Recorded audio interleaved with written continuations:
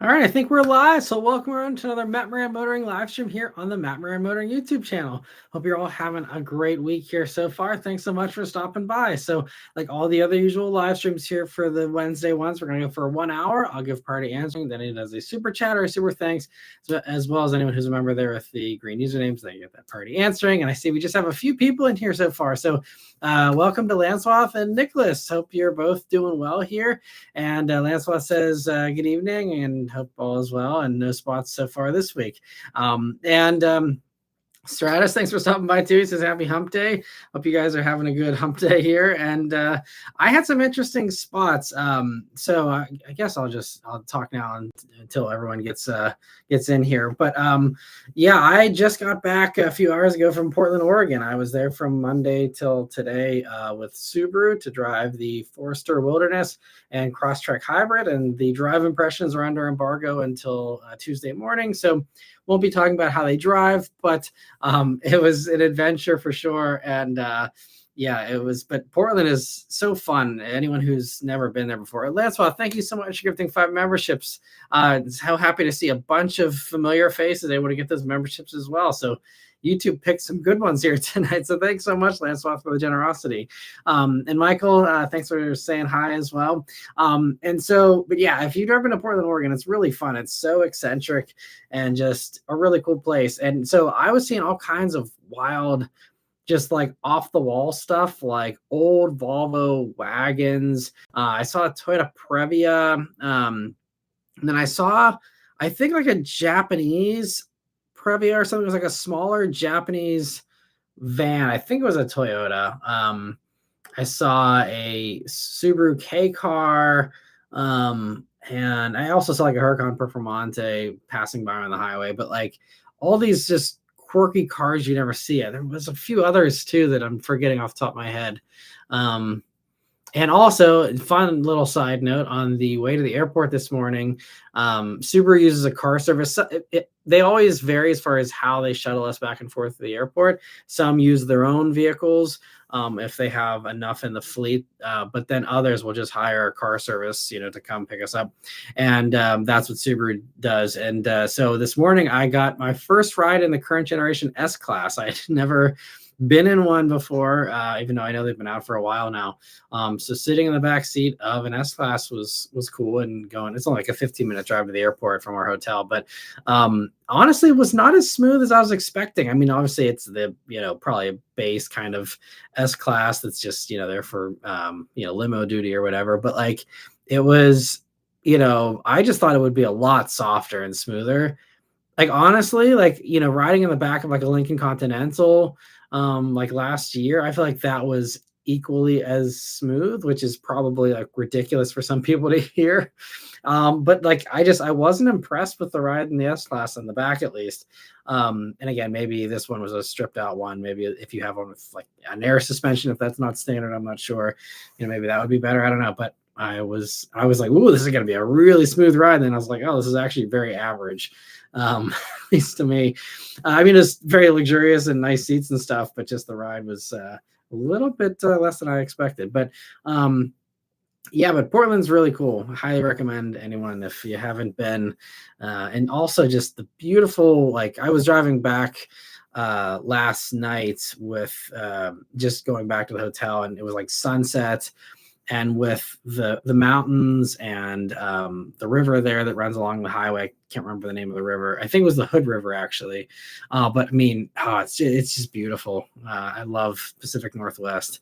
But anyway, so that was my little little tangent here while we wait for everyone else to show up. But I see also Luke has shown up, and Farm, and Kevin, and Danny. Thanks so much for showing up, everyone. Hope you're having a great week here so far. And I see Luke says, my buddy had a 2023 WRX that needed new spark plug tube seals. He traded it in. Sad. That's surprising. I mean, I'm assuming it would have been covered under warranty. So hopefully he got it fixed and, got full price for it. But that's Yeah, I mean, if he was worried it was going to turn into more issues, I don't blame him. But I haven't heard of that being a thing. So it might have just been a one-off. But hopefully he traded it in for something he likes better. That's crazy. And Farm says, I got a quote today for 24 months, 15,000 miles, zero down leases today in Phoenix. 750 a month for Mach-E Premium, 1,027 for Optic. Like reading all these deals online, I'm not seeing them. Yeah, I mean, maybe Phoenix is just terrible with dealers. There has to be someone in the greater Phoenix area that's willing to deal because that's ridiculous. I mean, in some places we'll also do out of state deals. It depends on how badly you want it. But like, literally here in Pittsburgh, you can get an optic. I think it's a couple grand down, but you can get an optic loaner for 189 a month. So like we're talking, 90% off what that dealer's asking or whatever. So I mean, I would just expand your search radius. It's a pain in the butt. Trust me, I did it twice this year. I got price quotes on the Fiat. I probably called probably about 2 dozen dealers, and it's especially when you're dealing with salesmen who don't know anything and don't have any motivation, especially once you start like talking their talk and they know that like you're not just some random idiot that's gonna like open your wallet. um it's a lot of work. It's a huge pain in the butt, but like you got to put in the legwork to find the good dealers a lot of times. And I will also say that if I don't, well, they do break it up by region. So where I was inspired to get, some of these good deals is on Lease Hacker, leasehacker.com, not sponsored or anything, but like I mean, people post what they're getting. And sometimes, the deals aren't repeatable. So a lot of times, they're like, well, this was the last one they had. They wanted to blow it out and they just gave it to me for nothing. There's rare deals like that, but there are also some more common deals where people are like, hey, like I saw this, for example, for Aria like a month or two ago, where someone was like, hey, there's this dealer in New Jersey. They got 5 Arias. They want to get rid of them as fast as possible. They're all $200 a month. You can't be picky on color or anything, but they're all this one trim. You come in $200 a month, 200 down or whatever, and you're out the door. And like people actually were getting it. And, so there are sometimes where they share deals or they say, hey, I wasn't able to take this deal. Someone else can have it. I ended up going for something else or whatever, and saying, here's the salesman's name or whatever, like tell them this is, what you're looking for. There's those types of things where they do help each other out. And so, definitely go to Lease Hackers, see, because there's also brokers. So if you're not making any headway yourself, there's also brokers who you do have to pay them a fee. So that immediately drives up the price and makes it less of a sweet deal, which is why doing it yourself is the best way to do it. But if you're burned out or you're not getting anywhere and you can't make any headway, no matter how much you expand your search radius, there are regional brokers, and there's one for your area. A lot of times they do require people to either travel or ship in. So like you'd probably, if you're in Phoenix, you would probably be dealing with an LA or Southern California area broker who would say, hey, look, I got a bunch of these things in LA, either come out and get it, or I'll ship it to you for an extra, $800 or whatever it is. And, you pay them a fee. They have the deals already lined up, and it's all, out there is, something that they have set up, and you're not able to get that, without going through the broker. So there's that other alternative. But I fully believe you can do it on your own. You got to just call a lot. I mean, and it was a huge time suck too. I mean, I'd spend almost entire days calling. I mean, obviously I'm very fortunate having the flexibility with my job that I can, call a dealer and then start editing a video and wait for them to call me back. And, a lot of people don't have the luxury of playing phone tag if you're at a 9 to 5 or whatever. So, it's hard. It's not, it's not for everyone, but it is possible. The internet deals are not full of crap. There's real people getting these. And I mean, even it's not even just like me, like someone else, they did a crazy super chat a few weeks back. They said, thank you so much. I got an optic for 189 a month at Cochrane here in Pittsburgh. And so I know with EVs it's a little harder to do a road trip, but if you see a good deal somewhere else in the country, especially if you're talking $1,000 for an optic versus 200 for an optic, even if you got to fly halfway across the country and do a giant road trip home, burn a few vacation days or whatever, if you're saving yourself $500 a month or more, I mean, I think it makes sense. Again, not everyone has the luxury of taking time off and stuff, but there's other ways to kind of, go about this if you're not making any headway the easy way. Because in all of the experiences I've seen, it's never the random local dealer you waltz in and they give you a good deal. It's never a local dealer. It's never easy. There's a few people who, they've bought 10 cars from this guy over the course of 20 years, and they're the first in line to be offered up the sweet lease deal whenever something happens. But that's very, very rare. It's just a giant pain in the butt, and that's why not everyone gets these deals, because it's a lot of work, but it is possible. It's kind of a fun challenge if you're into that. But I see also he says, thanks, I don't really need a vehicle, just trying to find a deal. This is why we bought my wife a Tesla on my phone. Talk to no one, sign 4 papers. That is a huge advantage of Tesla. That's very, very nice for sure. If you're looking for a deal like that, I mean, I think that especially, I don't know what your deal is on your Tesla, if you're able, or when you got that, or what the deal is with that whole thing. But I know Lucid is offering very aggressive Tesla conquest deals, where if you're coming out of a Tesla or you own a Tesla, you don't even have to get rid of it. You just are a Tesla owner and you want a Lucid. I can't remember. I don't know exactly what they're giving now, but I think they're throwing another like 4 or 5 grand. I think it's one point it was 6 grand extra off a lease, because it was whenever everyone was dumping their Teslas, and Lucid saw the giant opportunity that was, and was like bending over backwards to get people to switch. So in that case, I believe the Lucid is also just a phone deal. So you don't have to, go through a dealer for any of that. And same with Rivian. I know Rivian is also probably not doing crazy lease deals. I haven't seen anyone get any killer deals on Rivians, but Lucid's absolutely. So maybe that would be more up your alley to try. I don't think you're gonna get a Lucid for $300 a month, but I've been seeing some people get like the Air Touring. I think people have been getting them for like $600 a month, which still for an $80,000 car, $600 a month is still pretty good. So, again, you really got to kind of, just, put your boots to the ground and try and figure it out if you want to cash in on the deal. But I think it's worth cashing in on, while you can, especially if you could use a car, or, you're looking to upgrade. There's never been a better time if you want an EV. You got another 6 days now, and I don't know how many of those days are business days, but not a lot of time left here. So best of luck to anyone that's hunting here at the last minute. Hope it works out for all of you. And let me see. Danny says, I drove Sunday and today. Rare spots, both were actually today. One was a mint 1992 Civic Coupe and a mint 8th gen Civic Si. Both were bone stock, making them even more rare. Yeah, that's awesome. Very cool spots. He says he meant, Tuesday, not Sunday. The Si was also a coupe. Nice.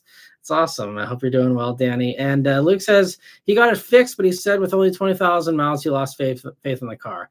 I mean, I understand. I mean, that completely makes sense, because you shouldn't have any kind of engine-related issues at all at 20,000 miles for sure. So, I mean, I can totally appreciate that. I mean, that was kind of my issue with the Mini, is I just kind of lost faith in it, because it's just one thing after another. And, once a car leaves you stranded, I mean, I don't know if the WX was stranded, but, when a car leaves you, high and dry, or is just becoming inconvenient, especially when it's a brand new car that you're paying good money, probably with a car payment on, the last thing you want is headaches. And so I completely understand.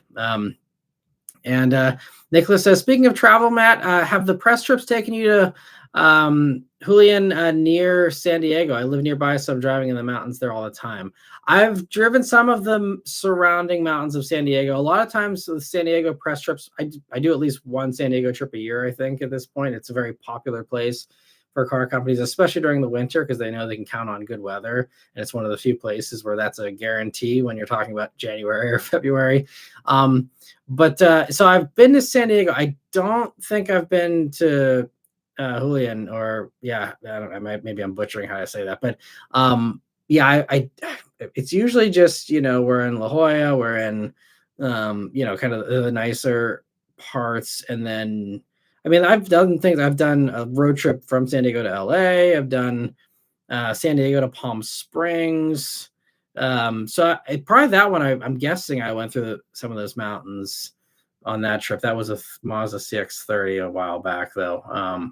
But yeah, I can't recall, but I mean, I love Southern California, all the amazing mountains, obviously the ones outside of LA and all the ones that everyone goes on there, the Angeles Crest, the Angeles Forest, all that kind of stuff, always a fun time. But yeah, it's one of the fun perks of this job that, I'm doing less traveling here this year for sure. And I'm going to probably keep doing that because, it has to be the right vehicle. I've turned down quite a few, even just in the past few weeks. But it is very fun to travel. I do love it. It's tough on the family. My daughter misses me, and obviously Beth doesn't love me leaving and stuff. But we're all very supportive. But it's it's a lot. I mean, I'm exhausted. Or you might be able to tell. 3 days of travel here. At least with the Subaru thing, it was 2 cars. So that always usually sweetens the deal enough for me to go on the trip if I'm at least getting 2 reviews out of it instead of just one. But sometimes like the next 2 that I'm doing here, they're just one vehicle trips, but they're vehicles that are important enough and relevant enough, I think, for you guys that they're worth, me going on them. So, and I guess I can say now, so one of them this year, I'm not going to get any more specific, but one of them will be the RAV4, and the other one is actually going to be the new Sentra, which if you were watching on Sunday, I was saying I'm going on a drive for a vehicle that hasn't been revealed yet, and it was kind of amazing. And I didn't know when it was going to actually be revealed. And we just saw the new Sentra, which I think looks fantastic. I'm curious what you guys think about it. I think they did a great job on doing exactly what I think they needed to do for a vehicle in that segment. But I'll be driving that and reviewing that here this year as well. So stay tuned for that. But that was another one where it's like, this is an affordable car that's going to be really nice, and it was relevant, I think, for many of you and just for buyers in general that are burned out with expensive cars. And so that's why I thought those 2 were going to be important ones to do. And let me see here. Stress Edge, actually, so I didn't even see your comments on that. He says, I might be the minority, but the new Sentra is hideous. Fair enough, not for everyone. It is definitely a little out there with the front end with the little like strakes going down the headlights. But I think the back end is, to me at least, a home run. And the interior is super, super nice. And I think they now are at least matched with Kia K4 for screen size. But it's like they're tied for first place, I think, with really nice tech. But I mean, a plusher interior than K4, which is, I think, honestly one of the best ones currently. It gives you things like cooled seats you can't get in some of the others. So yeah, I'm optimistic for Sentra. We'll see. I think it's it's encouraging to see all this new product from Nissan. You guys, I don't know if you saw also Nissan Leaf. They just announced pricing for the base one. It's going to be starting at like 25 and change. I think that might be before destination, but I'm not sure. But like 25 grand for a base Nissan Leaf, like an actual real affordable mainstream EV that's easily serviceable at dealers, easily obtainable, assuming Nissan dealers aren't idiots about it. But and it's very much just a normal car that is exactly what people want, and I think I'm excited. It's one of the first like truly affordable EVs that has come out, at least, in the past year or 2 here. And so I'm hoping to get one of those as a press vehicle. I didn't get invited on the Leaf media drive because I totally would have gone if I did, but Nissan's kind of spotty with exactly what I get invited to, but I'm grateful for whatever I get. But I'm hoping to review the Leaf soon because I'm very excited for people's EV, And Luke says, have you ever watched Delivered? He videos himself calling dealers for people, sort of neat. I haven't heard of that. That's cool. I'll check that out. But yeah, it's a lot of work. I commend anyone who does that. There's also like other people that aren't just brokers, but people who will actually do like full service car buying for people, where you figure it kind of the consultation that I do, but then they take it one step further and actually, do the full delivery and go through and, a dealer and all the entire process. And even though, I mean, those things, they're usually like $1,000 or something. It's a lot of work for $1,000, cause it's a lot of back and forth, a lot of stress. And even for a YouTube channel, I'm sure hopefully they're getting good views, but if I had to, call dealers every day for content, man, I would not last very long doing that. That would be rough. Because I've had plenty this year. Two purchases. Like that's more than I wanted to do and more than I'll do. Hopefully in the future. The fiat I'm probably just gonna buy it out because it's like 16 grand to buy it out in 2028, and it's gonna be dirt cheap. It's just like it makes total sense to probably keep that, assuming I don't have more money at that point. And then Lyric, unfortunately that's a 24-month lease, so I'm gonna have to deal with getting out of that here in another year and a half or so, and either figuring out if I buy that out or hop to something else. We'll see. But yeah, who knows what the market's gonna be like by that point. And Jordan says, hey, Matt, in your opinion, what is the thought process behind diminishing the financial incentives for EVs? Yeah, ask the people that are running the show. I mean, I don't think there's a very well thought out process. It's just a lot of, pent up annoyance about it and misplaced or misunderstood, rage about incentives and stuff. Because the most common talking point that I'm sure all of you have seen is like, oh well, it's being subsidized by taxpayers, and I shouldn't have to subsidize someone else's EV. And and when you frame it like that, yeah, sure, it's crappy. Like I got a super cheap $64,000 Cadillac thanks to taxpayers or whatever, but again, context. I think context is one of the most important themes of 2025. You have to look at context with this stuff.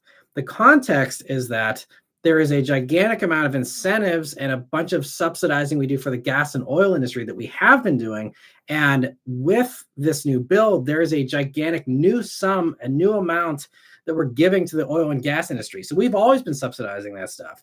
And so now previously it was trying to kind of level the playing field a little bit. We're still doing way more gas subsidies, by the way.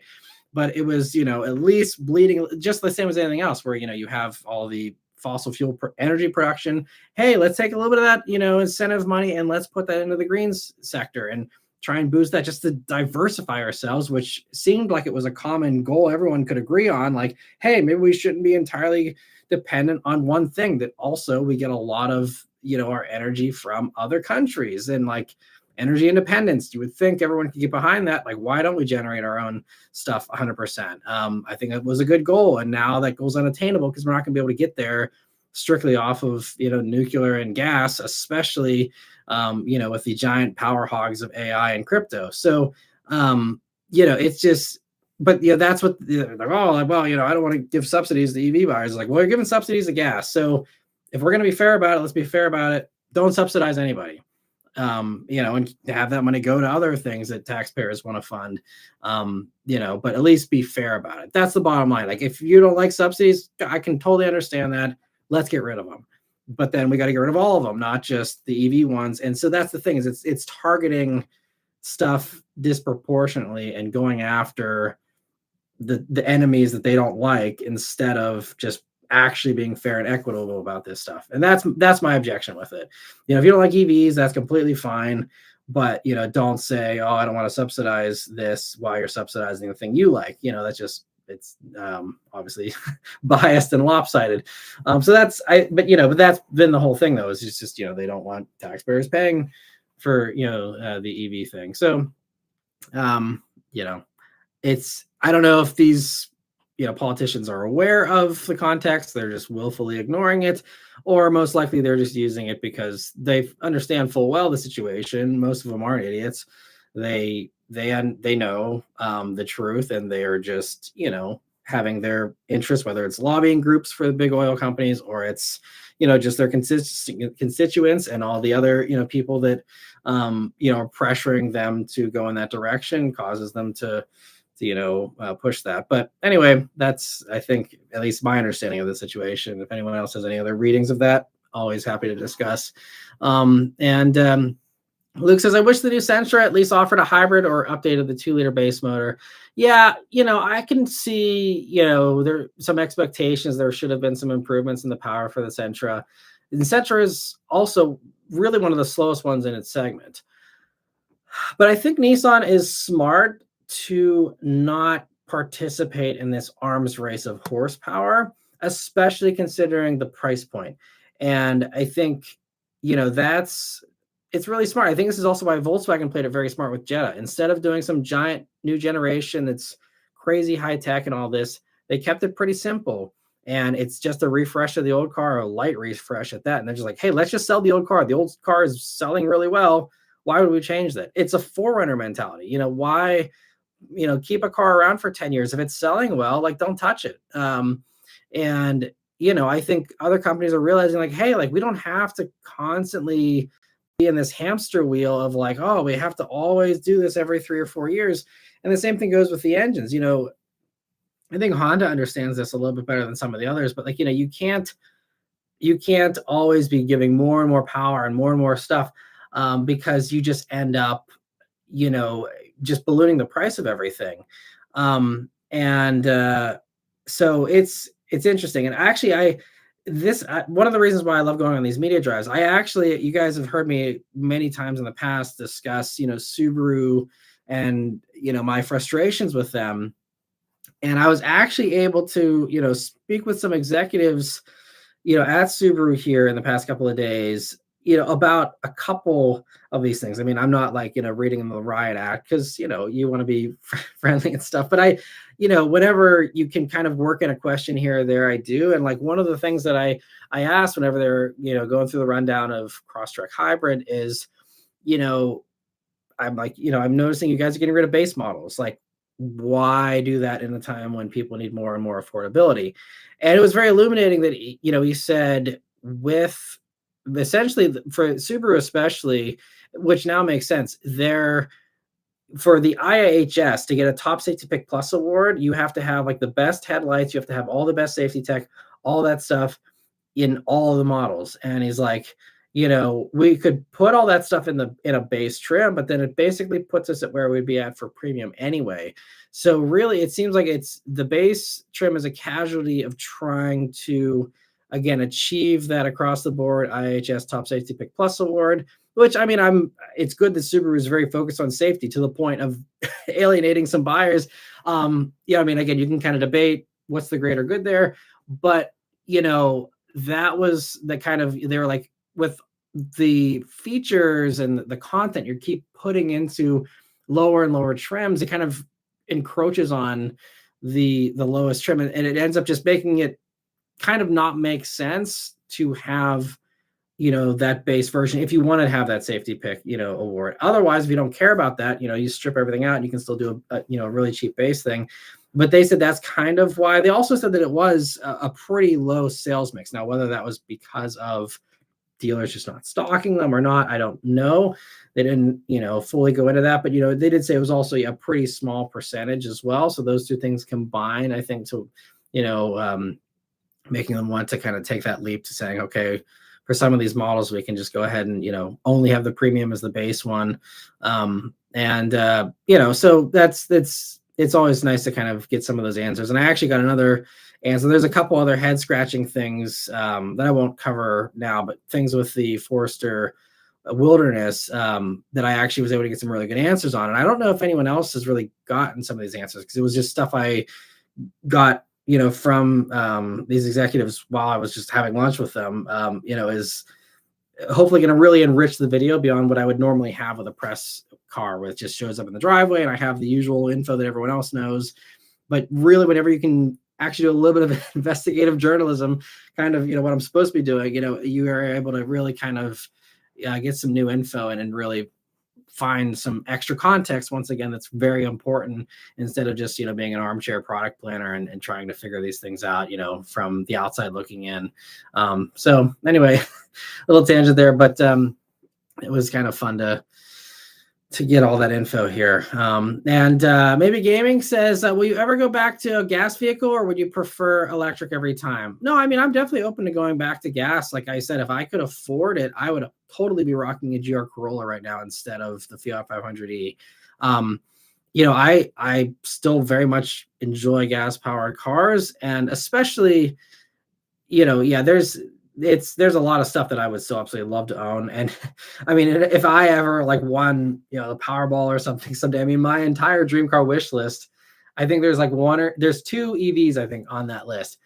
and the other 30 cars are all, 15 mpg v12s. And I mean, I would love, to have all kinds of, I mean, obviously I'm not daily driving them or putting a ton of miles on, so from an emission standpoint, I don't have to feel too bad about them, because they would be cars that would be driven sparingly, spread across everything. But no, I absolutely, think I would own gas. I think Beth is definitely in the electric camp for good, just because, she just loves the way it drives. And I think also for, an appliance that's just designed to be comfy, safe transportation for the family.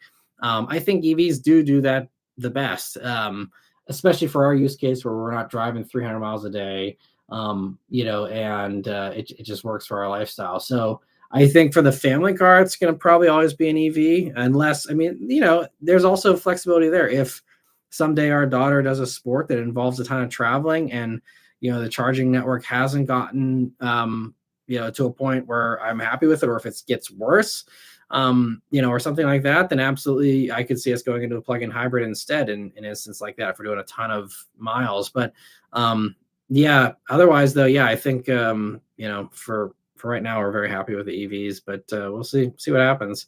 I desperately want a GR Corolla. I mean, there's a bunch of gas stuff if I wanted, something and I had some money. There's a lot of things I'd still like to get. I'd still love, a GR86 someday too.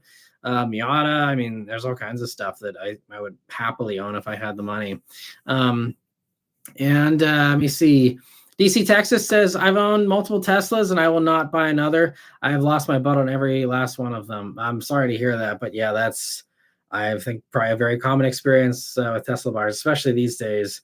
And I actually have a friend who just picked up a Model Y, and I mean, he knew he should have leased it, but for some reason the dealer was saying they're not doing lease. I don't know how they worked them over or whatever, but he ended up buying it. And I'm like, I hope you keep it for a long time, because I'm like, man, you're married to that car. There is no way, even if it's the refresh Model Y, I'm like, and maybe things will improve for Tesla in time. We will see, but I don't anticipate that car holding its value. He's going to be underwater, probably for a while. But it's just, I guess one of the risks of that company. I mean, I think it was a pretty safe bet for a long time there, and then it just, Elon went crazy, and that has consequences, and it's unfortunate that regular consumers had to pay the price of Elon's politics. But that's, it's all tied these days. It used to be that everything could be separated, and a lot of people still feel that way. It's just like you're separating the artist from the art, and you don't have to love the person to enjoy the stuff that they do. But like, whenever you're talking about market value and you're talking about all these other things, that stuff matters. And so it's unfortunate, but sorry to hear that you lost your butt on them. Hopefully you're into other stuff now, and you can buy cars that will hold their value at least a little bit better, or at least have predictable depreciation, so you'll know kind of what you're getting into ahead of time. But Danny says, my grandmother's 09 Accord, which I've talked about, it's doing the normal 8th gen Accord and the rust belt. It's suffering premature brake wear. That sucks. Hopefully brakes aren't too expensive for something like that, at least. So maybe that's a little bit of a easier pill to swallow. But sorry to hear that she's having the trouble there. And Theodore says, just saw a yellow Beretta. Looks so cool. I bet it did that. Yeah. It's always fun to see stuff from that era, especially the bright colored stuff. It reminds you of the days when, bright, cheery stuff like that was more the norm. I mean, I think we have a lot of bright, cheery colors and a lot of fun cars these days as well. But, it's kind of fun how they had, just the whole rainbow back in the 80s and the 90s in a lot of ways. And DC Texas also says, my current daily is a 2025 Camry XLE, and it is smooth as butter. Looking for a fun car, kind of stuck.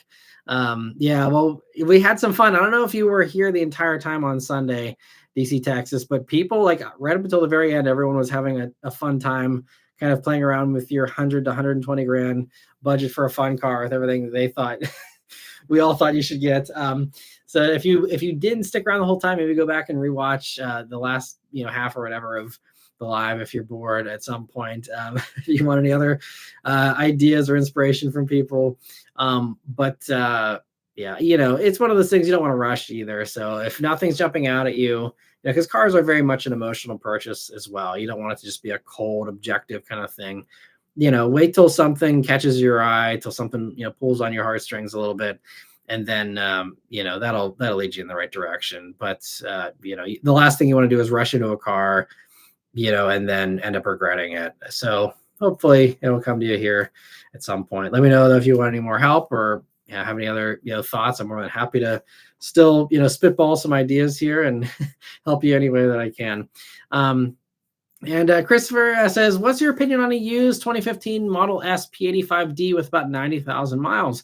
Do they have a lot of issues? I'm not an expert. I'm really not an expert on any car from a reliability standpoint. The best place to get info on all that stuff is going to be, subreddits for the car, forums, Facebook groups and pages. Those types of things are where you're going to get, actual owners talking. But what I have seen, again, in my limited anecdotal experience and things I've, heard in the past, decade here about them, Model S seems to be very solid. Batteries last a long time. I mean, there's a reason why they're very popular with, Uber drivers and all that kind of stuff. If they fell apart and the batteries were crap after 100,000 miles, then, they wouldn't be doing 300, 400, 500,000 miles in Uber cars and all that. So, they're very good. I mean, obviously you have to make sure you find one that's been taken care of well, but even supercharging seems like it doesn't hurt the battery in those that much. It's very well programmed. And I mean, they'll be fast and fun. I did a review of a P100D, I think is the one I did back in 2019 or early 2020 there. So definitely check out that if you can, for all my thoughts on the Model S. But as far as, one with 90,000 miles, just know you're not going to get the full range that it was rated at from the factory, but, it should be a pretty solid vehicle. And just comes down to pricing. I think also, hopefully at this point, we've kind of reached a floor for depreciation for Tesla. Obviously, they will continue to go down, but I hope you won't have any new shocks if you buy it and then Elon goes off the deep end again or something. Hopefully, that's already been baked in and it hopefully can't get too much worse for Tesla owners as far as values. I guess anything's possible, but, I would have to assume that, that giant shock factor has passed now and, it won't be quite as bad, but, I just don't know. But aside from that, I mean, there's stupid cheap right now. So it's probably a pretty solid buy. If you're not opposed to Tesla, I think it's, probably going to be one of the better values for the money these days. And Model S is, again, objectively, it's a very nice car, very smooth, quiet, well-built. Pretty good overall. And Chad says, hearing the SI comments, it made me think about when they put the manual shifter on the dash. It was definitely odd, but where was the transmission placement? So I believe it was just really snug up against the firewall there. And it was kind of, just a little bit higher, but I honestly, I don't know the specifics. I've never seen like a cutaway. I probably have one in one of my old Road and Tracks. I think I had Road and Track. Maybe I wasn't subscribed that early. 'Cause I think that SI came out in 2001, I think. And I started my subscription in the fall of 2001 for Road and Track. And I saved most of the issues, but I don't recall ever understanding exactly how that transmission is connected based on, again, that high shifter. Because it's just like protruding out of the dash. So there's no way to even like run a linkage down into the floor necessarily. So I don't know. It's a good question. Maybe someone else has a better answer, but I don't know exactly. But I'm assuming it was just really snug up against there. But let me see. Danny says the Accord has gone through 2 sets of rotors and 3 sets of brake pads. The brakes are pulsing again. I guess she needs to get new brakes again. I mean, if it's pulsing, usually that's a rotor issue, but a lot of times with rotors, you can, it comes down to like where and how you're using the brakes sometimes too. And again, obviously make sure this is all done in a safe manner, but I know back in the day with minor warped rotors, this was an old dealer trick. A lot of times we just do a few panic stops and like do high speed, like hard braking. And that sometimes evens out a tiny bit of that unsmoothness, at least enough so that it's not insanely obnoxious. It might not, fix it, but at least it buys you some time, at least. So I, would say if you haven't done, if your grandma hasn't done any hard braking, which probably is a safe assumption, someone should take the car out and do a couple hard brakes on the highway when no one's around or something, and try not, I mean, you don't have to go to zero, but just, a few good, smacks onto the brakes at some higher speeds can sometimes straighten that out a little bit. I'm no mechanic though. So, do things at your own will, but that's the only thing I can think of that could maybe help a little bit. And Danny also says the Accord has just under 90,000 miles. Unbelievable. Yeah, I know also that generation of Accord, there were a lot of people that were upset with them. And I even knew back in the day, I had a coworker at an old job that had one of those generation coupe Accords, and he had a bunch of issues, like engine issues. It was super unreliable, which was so weird for a Honda, but he had a terrible time with his Accord coupe. I think his was like an 07, 08, maybe something like that. So I think that generation Accord just was not very good for some reason. And Chad says, watching CarWow's review on a new Brabus, I kept thinking it looked cool, but way overpriced for what it actually is. Interesting. I'm curious which one it was, because most of the Brabus kits just look hideous to me, but maybe they've actually done something tasteful for once. That'd be nice. I guess it's not as bad as Mansory. Mansory is even worse, but Brabus has done some strange stuff too.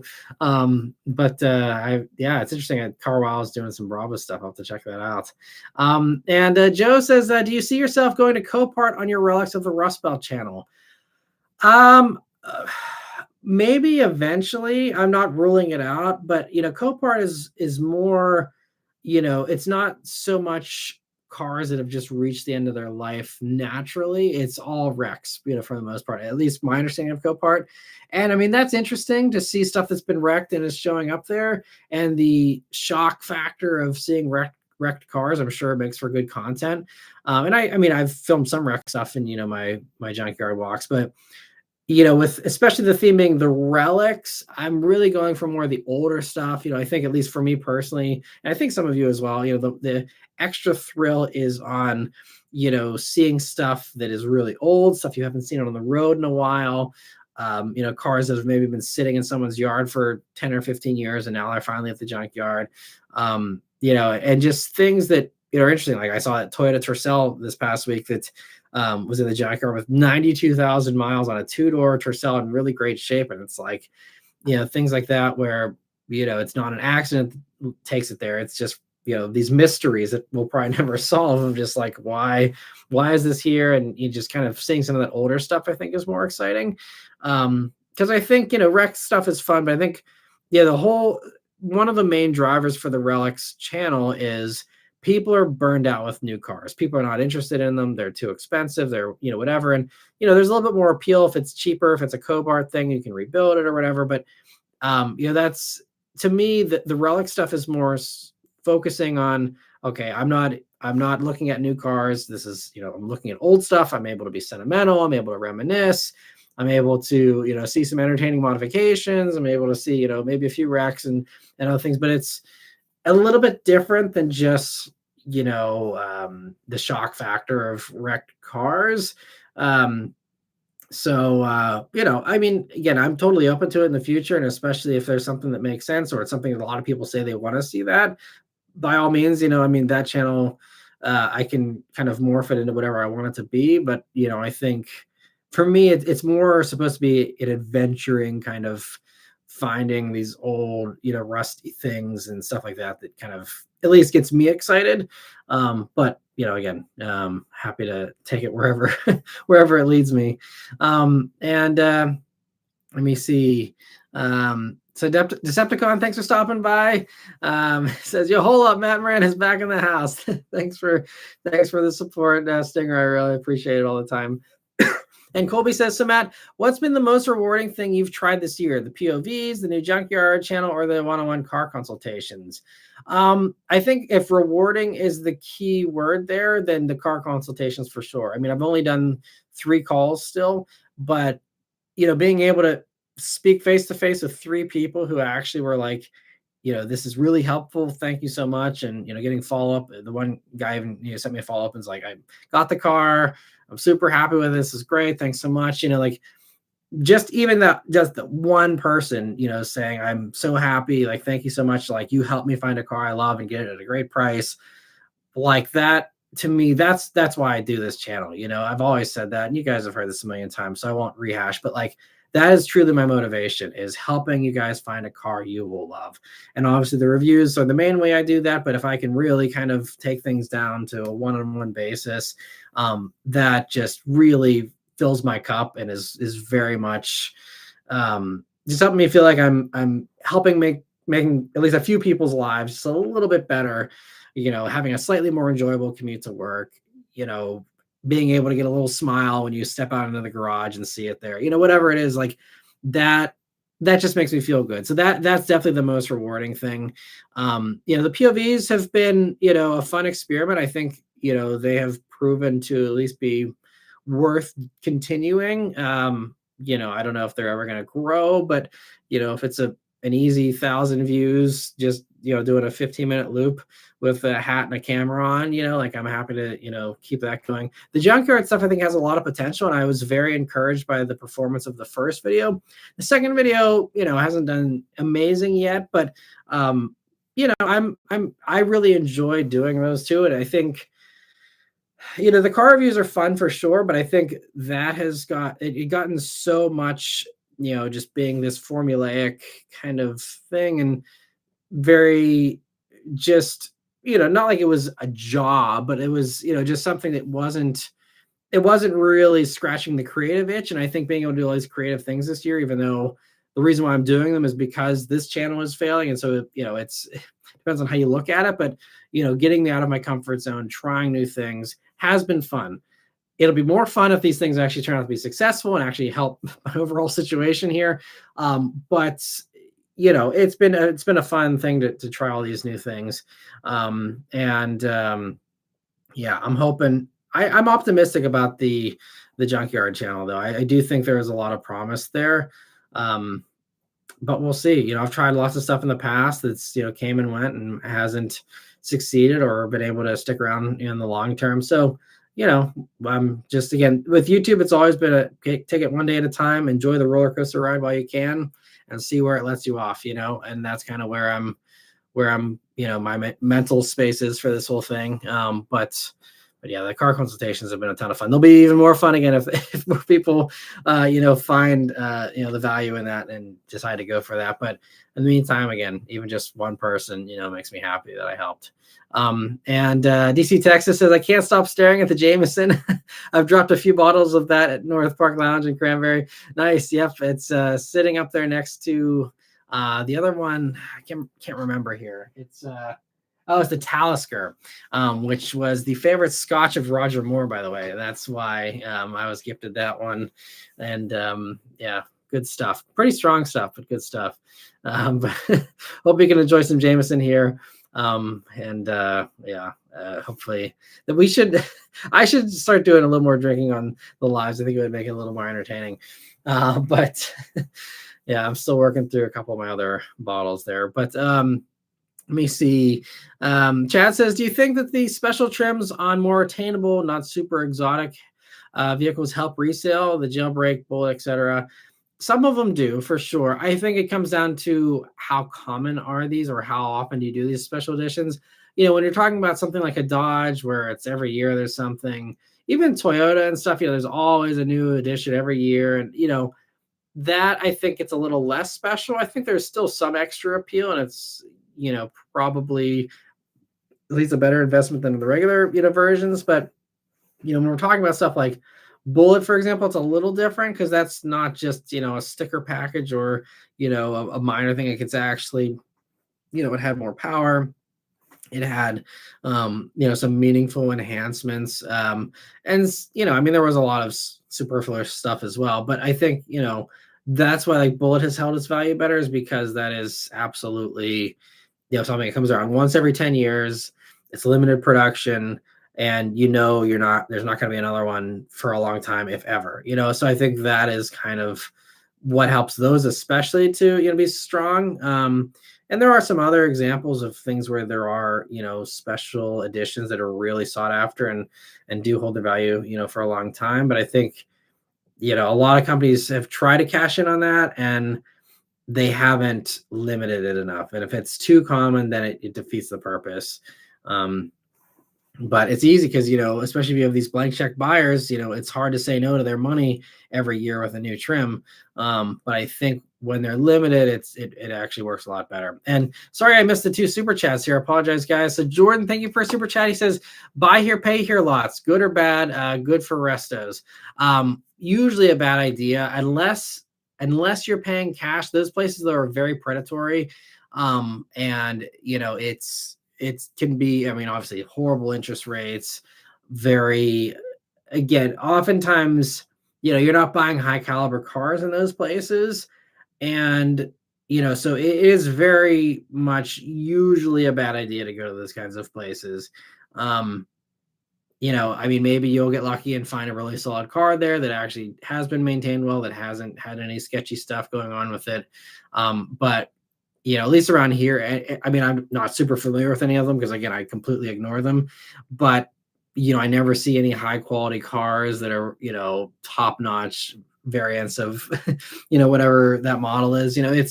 It's always kind of cars that are going to be on their last owner. And, it's usually just not a great idea. So I'd usually avoid it. Even for, if you're restoring something, I don't think most of those places stock stuff that's restorable as far as like classics or anything. If you're going to go, like something really old or something really cheap, honestly, you're better off going to the private market. You have a whole other can of worms there, if you're on Facebook Marketplace and stuff, but at least there you're dealing with a private owner who's, not being, this company that's, has a whole process to try and sucker you into, a crappy deal. It's just someone who wants X amount of money, and it's up to you to do your due diligence and inspect the car and stuff, but it's less seedy, again, maybe there's some really high caliber buy here, pay here stuff elsewhere in the country, but I haven't seen it. So yeah, I usually would recommend probably avoiding that.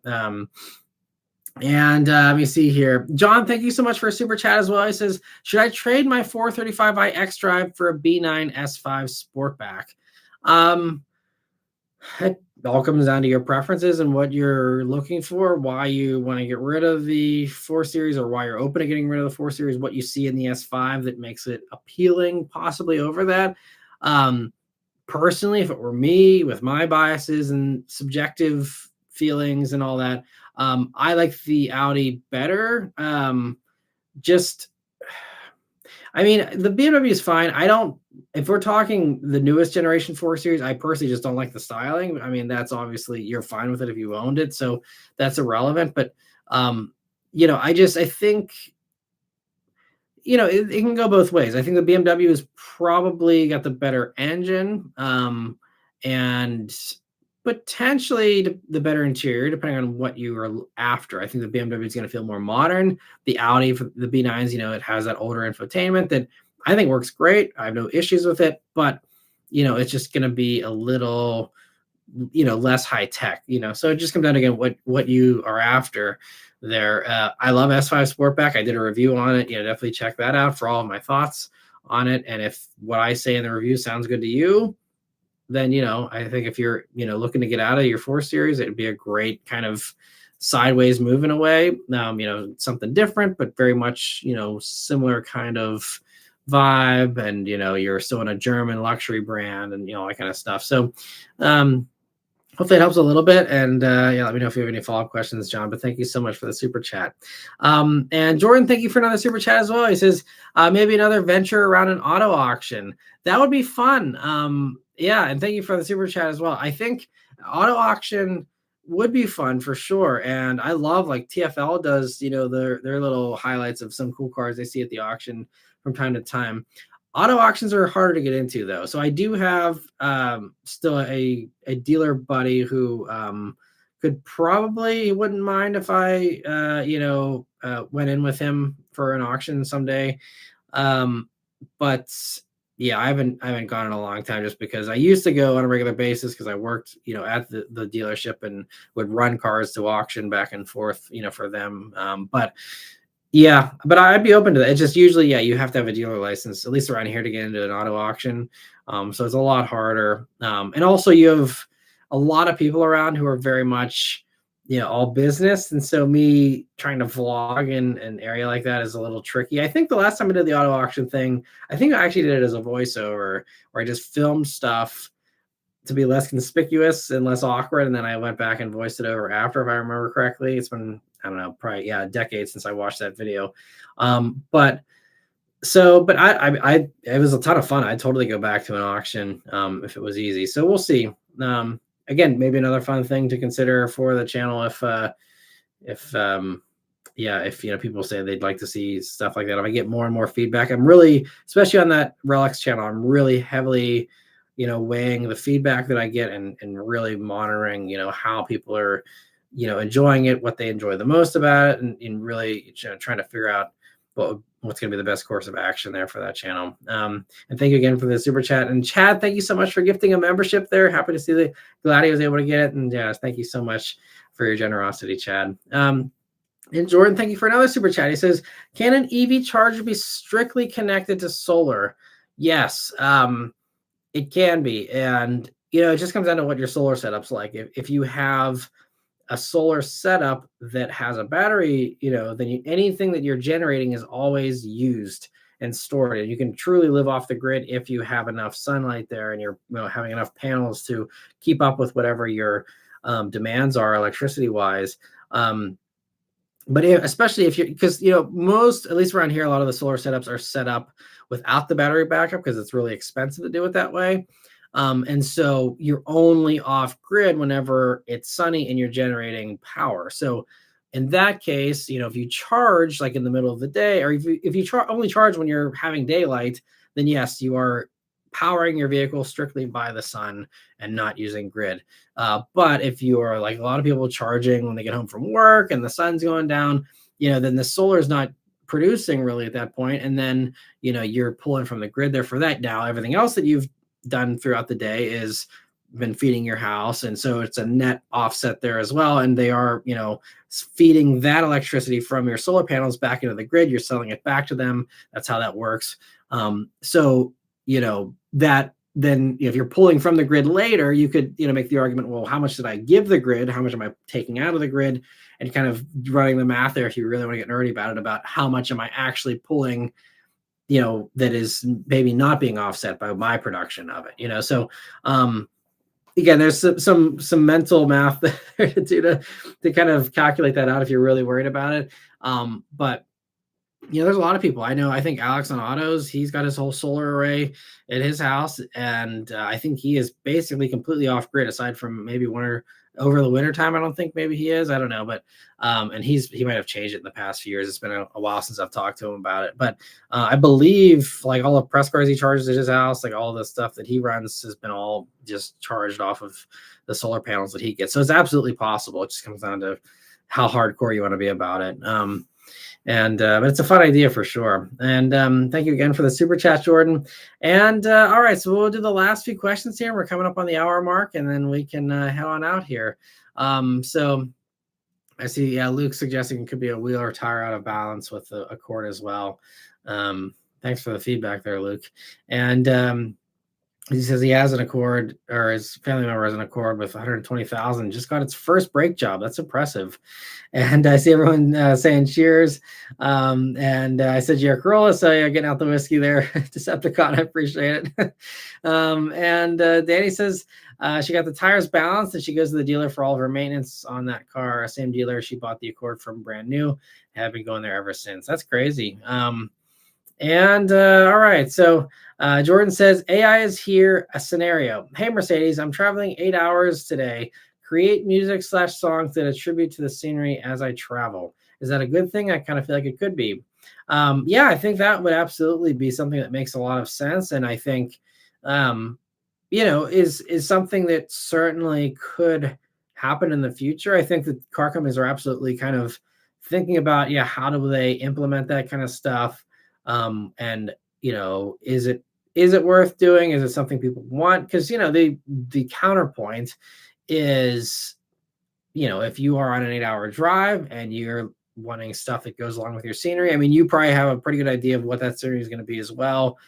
And if you're driving through the South and you want, a Southern inspired playlist of stuff, I mean, you could just probably tell Spotify or whatever, you want a playlist that's like this or whatever. And I think they already do that. I don't know. I don't stream music, so I don't know. But, me being old school, I'd probably look at my music collection and say, like, which song should I make into a playlist and have that for the 8-hour drive or whatever. Although these days, anytime I'm doing a long drive, I'm listening to an audiobook instead or podcasts and stuff, because it, to me, seems to make the time go by faster than music does. But yeah, I think that's something absolutely we're going to see more of that for sure. And I think our companies understand that kind of stuff is something I think some people are interested in for sure. Let me see. Danny says, I listen to a lot of different genres and eras of music. My dad was his 70s folk rock, me with almost everything 80s, and then my mom with everything 90s and 2000s. There's all kinds of fun musical genres for every taste. And Christopher is saying, thanks for answering the question. Absolutely happy to answer. Thanks for stopping by.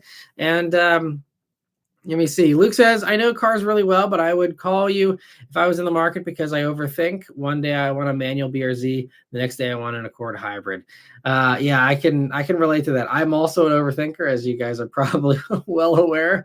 Very overanalyzing everything. But yeah, I think that's kind of part of the help with the consultation is, especially if you do the like longer one that I have, there's a whole questionnaire that I have you fill out beforehand that really drills down exactly kind of the context that I'm looking for as far as exactly what I need to give you the best, targeted recommendation possible. And I think that helps to maybe, even for some people, just to think through those questions on their own could really help people to kind of process, okay, well, what do I actually need? What do I want? And then me kind of spitting out some options based on that, I think really helps people to say, okay, well, yeah, it's kind of silly to consider the BRZ if I'm driving in snow on a regular basis, or whatever the case is, and I think that's part of the value there that hopefully people will appreciate in the future. And Luke says, hi, car guy with a ghost attached to his side. I'm not sure where you're seeing the ghost, and unless you're on some good stuff tonight, Luke, or my camera's screwing up. I don't know. Maybe I'm missing the joke there, but thanks for stopping by, Luke. Mr. 705 says, I watched both Junkyard videos. I can't explain why, but the first one was more entertaining. I do enjoy the new content. I just found for some reason the first one was a better watch. Interesting. Well, I appreciate that feedback. And I love, the good and the bad. So thank you so much. That shows me, that I need to kind of look back at what I did in the first one that maybe I didn't do as much of in the second one. I think also it just comes down to the luck of the draw too. Sometimes I'm going to find some really cool stuff at the yard. There may be times where I don't find very much that's cool. Like, this yard that I was at for this last one, it was a smaller yard. So, less opportunities to find cool cars. The video was a little bit shorter and, so yeah, we'll have to see, how it revolves, but thank you for that feedback. And please, like, anyone, never hold back. If there is something that I'm doing that sucks for whatever reason, let me have it. Trust me, I've been on YouTube for 15 years now. I've gotten a zillion negative comments. It can only help, especially with the new channel where I'm again trying to find my way here. Absolutely. If there's anything, don't hesitate to let me know. If there's something you think I should be doing better, could be doing better, you didn't like, whatever.